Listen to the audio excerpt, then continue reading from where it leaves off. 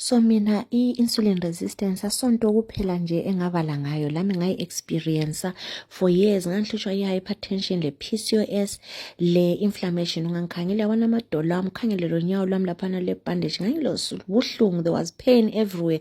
Xa ngihlala mbe ngisukuma ngithi ngile 35 years old, ngacabanga ukuthi ngumama ole 80 years osukumayo. Kodwa I took a stand. Ngathi sengifundile ukuthi kulento kuthiwa i-insulin resistance. Angiyifundanga e-nursing school, le into ngayifunda ku-metabolic studying. So ngananzelela ukuthi ungayekelela kwesinye isikhathi it can even affect your fertility. Umfana wami uyambona la ukuthi wayenganani, ngangisitshethi ngama-genes, akulandaba sonke siyizidudla. Futhi wancedwa ukuthi ngaba laye ngenxa yokulungisa i-insulin resistance, kodwa ngangakwazi ukuthi kulungiswa njani. Ngaslima, ngakwanisa ukuba laye, ngabuyela futhi ngaba lo mzimba. Kodwa ngithe sengifundile into le kuhle ngayizwisisa, never again. Sengiyakwanisa 4 years ngaluzi weight, ngaku-understanda no going back. So ngikhulume labo sis bami labana bami, awukabi ku-menopause kodwa kulama scanty periods abuya ayahamba, nxa ebuya very painful. Okwenzakalayo nxa i-insulin ihlala i-raised, i-affect amanye ama-hormones, i-affecta lama ovaries ukuthi a-produce more androgens, a male reproductive hormone, i-testosterone. Kwesinye isikhathi uzucina usiba le ndevu esithi yi-hirsutism ngoba ule more of that male hormone, iba more dominant than estrogen and progesterone.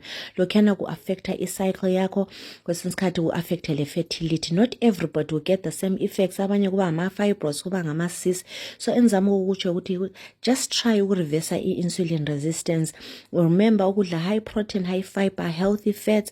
Uzinike isikhathi ukuthi umzimba uzelaphe ngokufasta. If you can just have 2 meals, uzama uku-avoid ukusnacka. Snacking keeps i-insulin high. So lobo ungakwanisa ukufasta, nxa uzadla those 3 meals, kodwa avoid ama-snacks, avoid them as much as possible and reduce ama-carbohydrates. And futhi ubusuzama ukuthi uyenzeni, avoid the processed foods. Nxa abanye besiya exercise, mbe baya gym, mbe baya walk phandle, lawe zama, do your part. Khona okwanisa ukwenza, it will go a long way. Impilo le isinzima kakhulu, sesiphila too much of a sedentary life. Akulanto esiyenza khona ukuclean endlini, sisebenzisa ama-hoover, asiwachi, asihambi ngenyawo, wonke umuntu ngene emoteni. Konke lokhana kuyasilimaza. Asizameni ukuzincedisa kakhulu. Yambona laphana ngase ngiyilungisile le protocol le, futhi nxa ufuna ukuzwa ngayo ngithinta eceleni. Iyancedisa ku fasting njalo, ile high fiber. Nansiyana ukudla engikudlayo okuza ngiyabe ngizama lami ukuthi ube healthy. Akudingi ukuthi ulandele khona.